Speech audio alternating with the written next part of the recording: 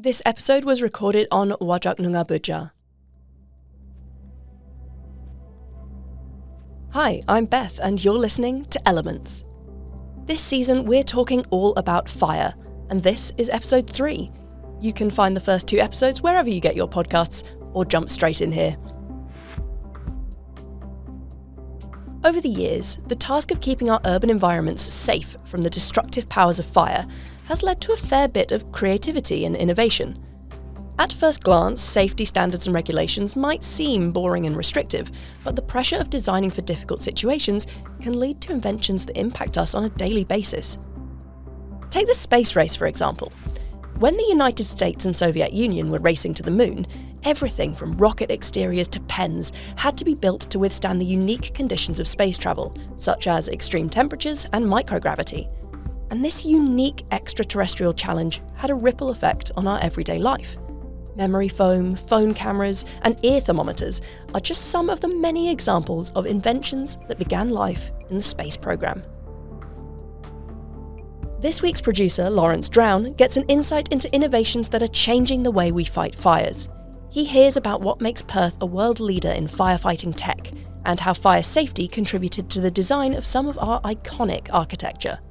Now, at the sound of the whoop whoop, please calmly make your way to the emergency exit, and we'll go join Lawrence in the field. Attention, call for Victor first, your call, second back up.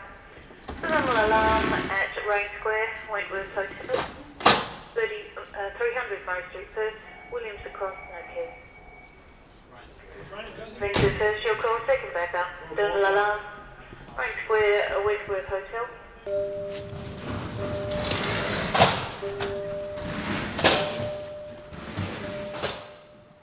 What you're hearing is the organised chaos of the City of Vincent Fire Department being called out to an alarm in Rain Square. Advancements in modern technology gives these firefighters the best chance of keeping the city and themselves safe from danger. My name is Lawrence Drown and I'm touring the Department of Fire and Emergency Services, DFES, City of Vincent Fire Station with Station Chief Mark Otto, who's served 35 years in the field. As the alarms are ringing and the firefighting brigade organise themselves swiftly, Mark brings me up to speed as they get called out to the scene. We're standing in the fire station duty room where we have a connection to our communication centre, and we have a data terminal so that we get a map that's put up where the fire is and what we're responding to. We also have a printout of the map so that we can take that with us for immediate navigation to the job. And we've also got a map on the wall of our fire district where we may want to check where we're being sent to, and guys can quickly plan their route. The duty room is the informational hub of the station, with a central console looking like a dashboard in a cockpit of flashing buttons and telephones. TV screens with specific district maps surrounding Perth give direct information, with flashing lights indicating fire intensity levels. Mark says it's not uncommon to see the screens concerningly lit in red for numerous extreme fires come the dangerous summer months. When a call comes in, the team plan their route, avoid traffic and choose their best point of access. They'll also determine what specific personal protective clothing and equipment, PPC and PPE, they'll be needing before quickly moving into the tunic room to get changed. The state-of-the-art station opened recently in 2018 and is well decorated with a healthy $51,000 artwork budget. Stunning city skyline landscapes adorn the walls of the recreational room, keeping the crew relatively comfortable before a call-out takes them up a gear. We take a mere step away from the duty room and an automatic door sweeps open, inviting us into the tunic room. The tunic room is stacked full of each firie's individual PPC specific for emergency types, where industrial, chemical and bushfires all require certain helmets, boots and tunics. When I first joined, we had one helmet, very lightweight, that was used for everything, structural firefighting, bush firefighting. We were given one woolen tunic and no over trousers, so we were in one woolen tunic, same for every fire, structural firefighting, bush firefighting, didn't matter, and one set of boots for everything. Given access to some of their original garments, this was seriously rudimentary stuff for such dangerous situations. PPC and PPE is the immediate and last line of defence for firefighting crews on the ground, at times the literal only barrier between these courageous emergency workers and raging fires often reaching up to 1100 degrees. Fortunately, advancements in technology are regularly changing firefighters' capabilities of bringing potentially extreme situations to ease. These first responders now dress head to toe in modern PPC, leaving no inch of skin open to potentially carcinogenic contact as chemicals burn and smoke billows. We follow the brigade stomping composedly into the engine room, a large warehouse with 3 sets of polished trucks and support vehicles. The crew jump in the trucks, which they call pumps. The large garage doors of the station roll open, and they're off to the emergency scene, sirens blaring. This is called the engine room, and we have, it's Vincent first and Vincent second. That's how we call they're called appliances or pumps. And we've got a third one here, which the crews are now training on. That's brand new. So that is the latest and greatest fire truck in the fleet. Obviously the cab, and in there, so that's our onboard data terminal that'll give you dispatch, and there's a job up there that now, I think it's Kensington in South Perth is that. Like the cockpit of a small airplane, this truck is loaded full of gadgets, complicated features and interesting tools. With regular training, the team are kept up to date with constant changes to their kit, just as we saw them inspecting and training on the latest Vincent third pump. While they're not being called out to an incident, a station chief runs the small crew on duty through the latest devices and adaptations to equipment they'll be expecting to use over the upcoming summer. An essential piece of kit is access to clean air in dangerous situations. Mark says he's seen 6 versions of upgrades to personal oxygen supply in his time. Right, breathing apparatus, which is our life support for fireys. So this protects us from smoke, heat, hot gases to a point. It's heavier, it's more comfortable. You've got various adjustments to make it comfortable. We're timed to go into a fire. We're sort of timed when we go in. We've only got a certain amount of time that we're allowed to be in there. Continual improvements to devices as crucial as breathing apparatus is allowing firefighting to advance in new ways, making it more manageable to withstand higher temperatures for longer. Mark says many of the tools have always put out fires in the same way, like spraying water directly on a fire or using foam sprays and retardants. But new materials are making life cleaner, quicker and comfier, such as fire hoses moving away from canvas hoses to plastic hoses. Along with this process of continual improvement, there's also brand new items, adding capabilities that early firefighters couldn't have imagined. Mark shows me one such piece he now considers essential, a thermal imaging camera. He whips out a small radar-looking gun with a camera and a small screen smaller than your phone showing the changing temperatures of the warehouse around us. It's a thermal imaging camera that can show you the heat signal of whatever it's looking at. And it's got several different modes, and it'll show you even the temperature of the item that I'm looking at. It can be used to scan a room for a casualty or someone in the room. It can pick up hotspots. It can tell us if the fire's escalating in temperature or de-escalating. And so it's a very, it's simple to use. It's a very quick to use, and the firefighters have always got it with them. It was technology that wasn't available, in the past. And now we've got it, and we couldn't do without it. This time, the crew returned from the Rain Square call-out with good news, a false alarm, and a steady air of ease returns to the station. This isn't always the case. Each time the crew heads out to an emergency, they could be walking into a potentially life-threatening situation. Given our summers are getting hotter and we've just experienced the hottest November week since records began, I wondered what new developments in technology might be helpful for the department to keep up with changing conditions. Well, I've had the benefit of using a drone at a bushfire, aerial reconnaissance immediately, which was good. Possibly at a recent factory fire I was at, a drone might have been handy at night to, take some footage of the, aerial view of the situation, see what was still burning.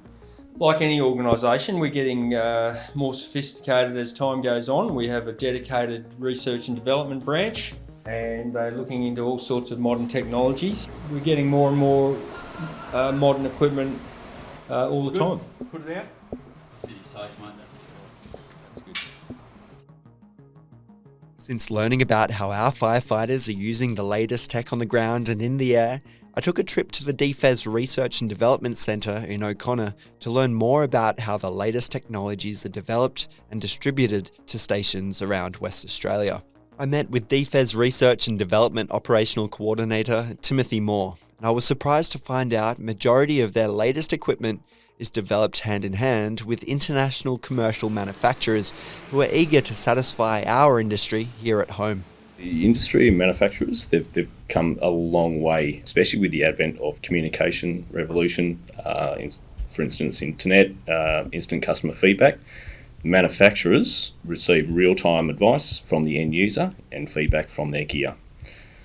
They want customer confidence. They are very proactive in making sure that they are getting information back from the end user about how their gear is working and what they can do to make it better. A lot goes into it as well. I think a lot of people think R&D is just a quick montage of trial and error. You invent something and it's out the door. Testing, trialling, producing something new before it actually becomes a market item. So, the competition of a global commercial market fast-tracks our local R&D and works alongside the personal operational needs of even our own local firefighters. Tim tells me about his own personal preference in having a boot heel pull tag and how strong feedback to the manufacturers sees WA firefighters grow global influence. Something simple, but these boots that everyone wears didn't have a pull tab. So it's a quick call back to them saying we can't get the boots on now that they're a bit smaller, put a pull tape on. The manufacturers are happy to do it. So they make a slight change in their manufacturing of the item and suddenly everyone's happy with it. We said, can you make a boot less than a kilo? No other boot was out there that was less than a kilo. They dropped it down to be a hiking boot.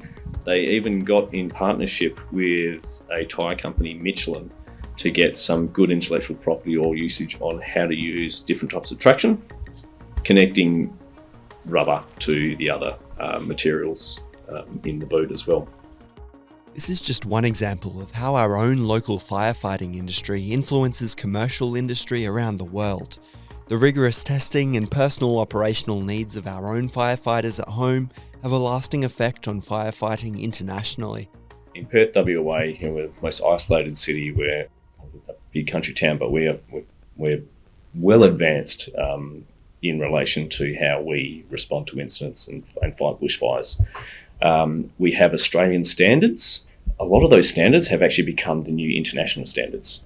So especially in relation to wildfire garments, the NFPA, which is the US standards, as well as the EU standards, they've used our standards as the new international standards.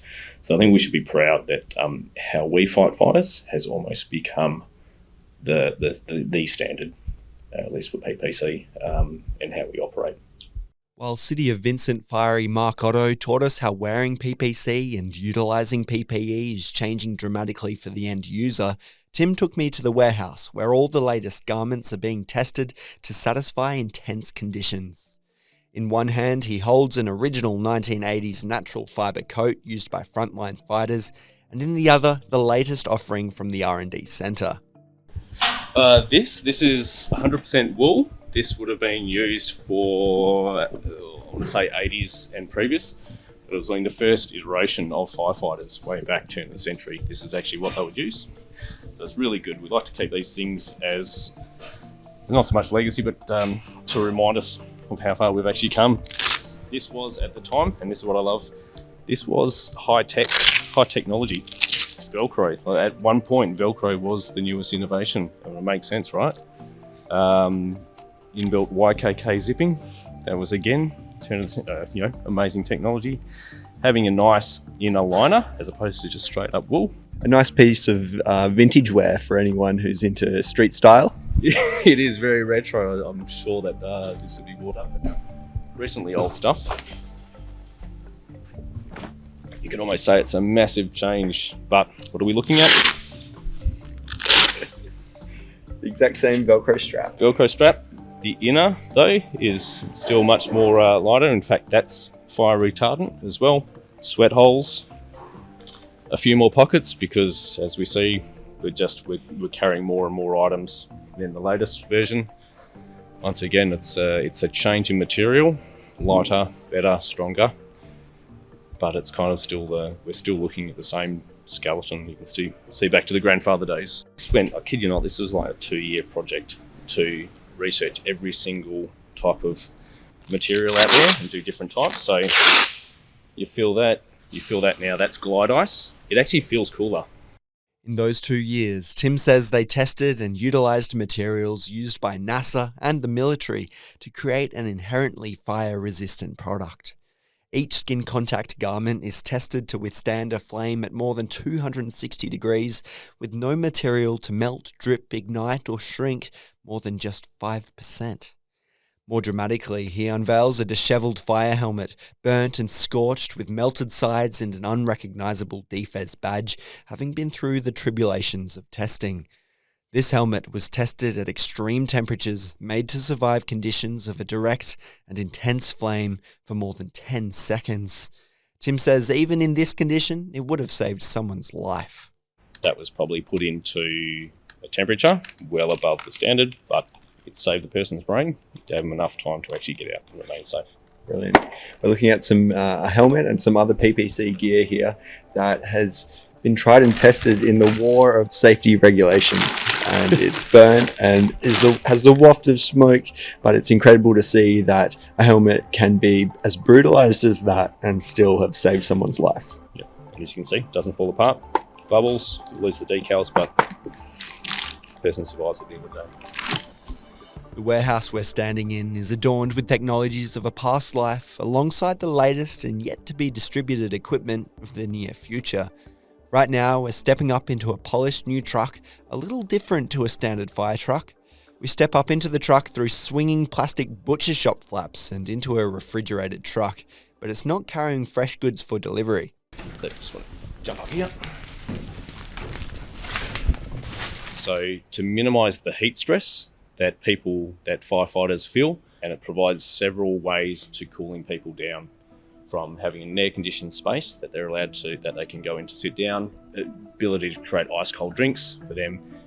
These seats that we have, so recliner seats, have extra spaces for people to allow them to put their forearms into cool water. All mammals have a lot of capillaries in their forearms. That is a way of actually keeping people cool. You might actually see kangaroos actually licking their arms to keep cool. So if you keep your forearms cool, it'll cool your body down.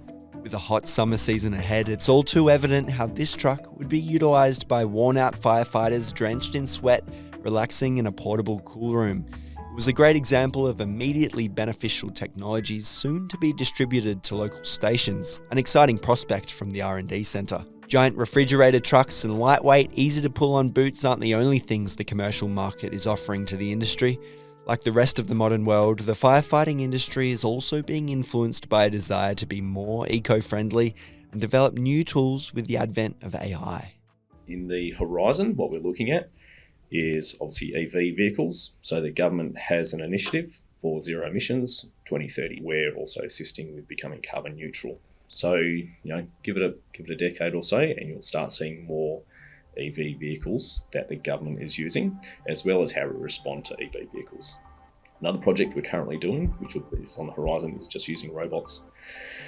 So the old thing about robots or drones is if it's dirty, dull or dangerous, you use a drone. We do all three. In fact, a lot of our jobs are all those three. I think robots in unison with AI will certainly be something that's going to be a game changer. So it's not kind of futuristic of having robots who think for themselves, robotic firefighters, but just how we might assess information and then make intelligent decision with support of AI in the way that incidents are run. Talking to Tim gave me optimistic insight into the future of intense fire seasons and how our firefighters are equipped to deal with deadly and traumatizing conditions.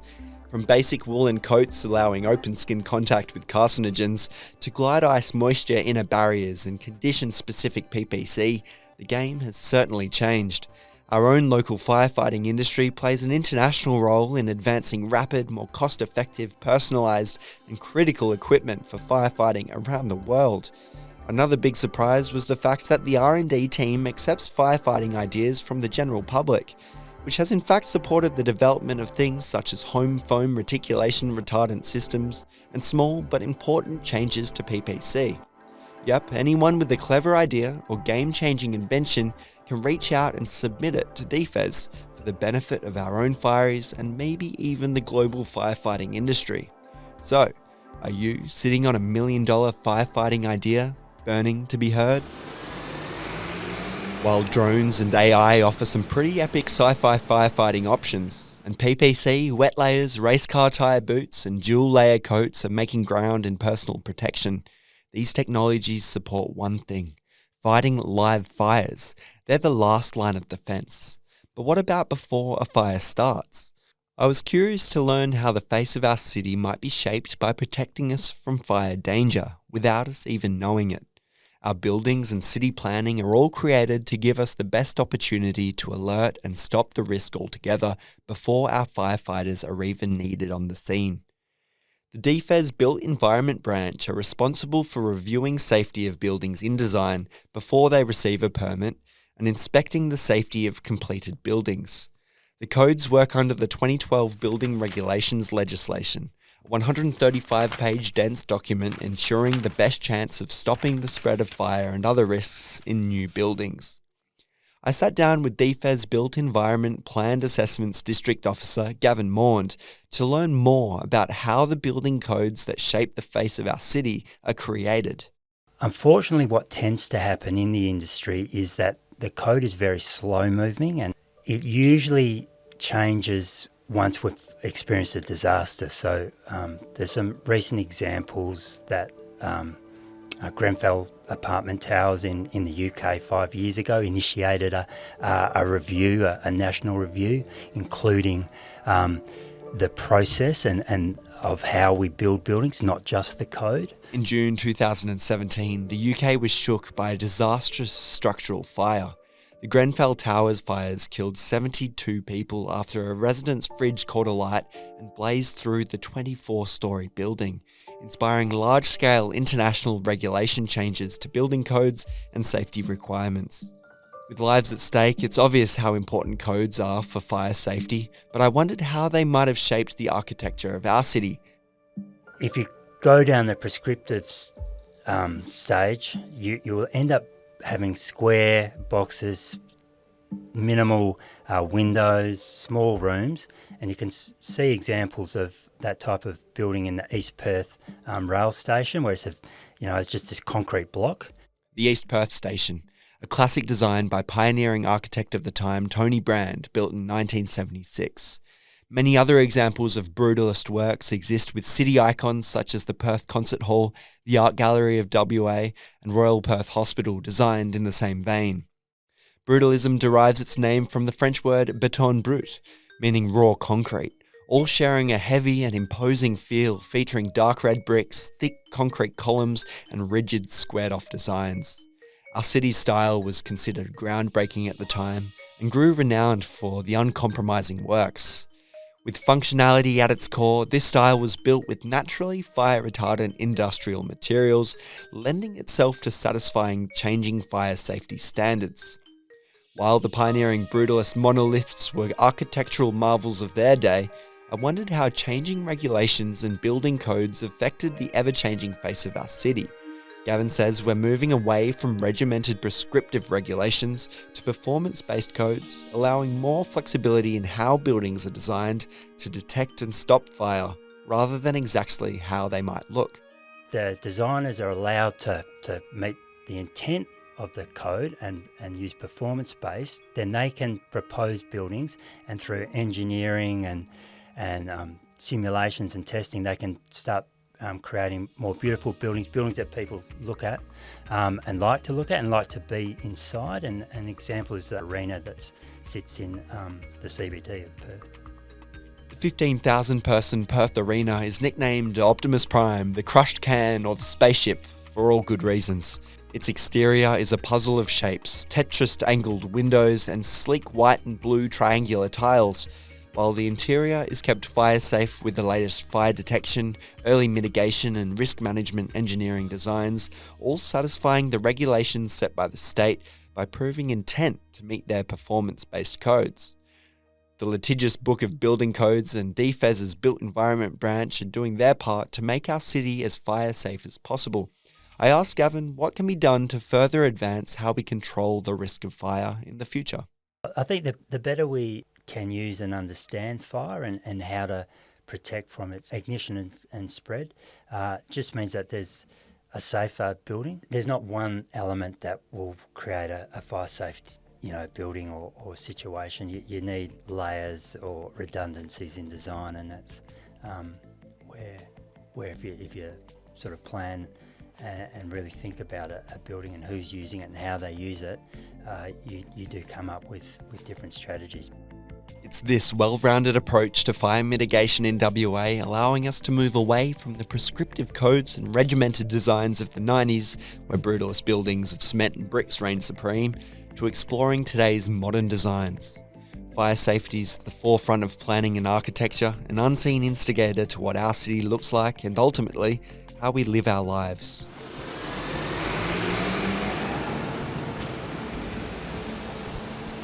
It's wild to think how bare bones our approach to such extreme emergencies once was.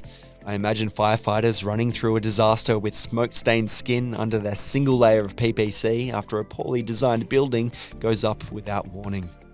And now finding ourselves working hand in hand with a huge global industry to provide the absolute pinnacle of technology to our own local fireys, influencing standards recognised around the world. Even if you've never witnessed a fire in person, the threat itself forces our city planners to design the safest possible options. Building designs, office blocks, residential architecture and public venues are all created with fire safety at the forefront, quietly shaping the face of our city and how we live here in WA. Thank you to Lawrence, and thank you for listening.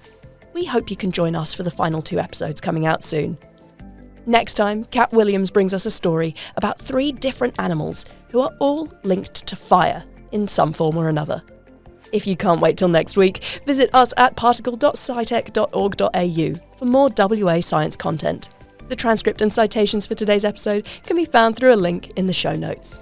This episode was hosted by Beth Maskall. produced by Larsen-Henry. our executive producers are Aitken. Zaya. sound design was by Aitken. Zaya. Alyshia, Gatani. and artwork was by Gabriel Ibias. We'd also like to thank our guest experts for this episode Otto. Timothy Moore. and Gavin, Maund. a special thank you to Michael Gatt, Lisa Larsen-Henry and everyone who helped make this season possible. This Particle podcast was powered by SciTech.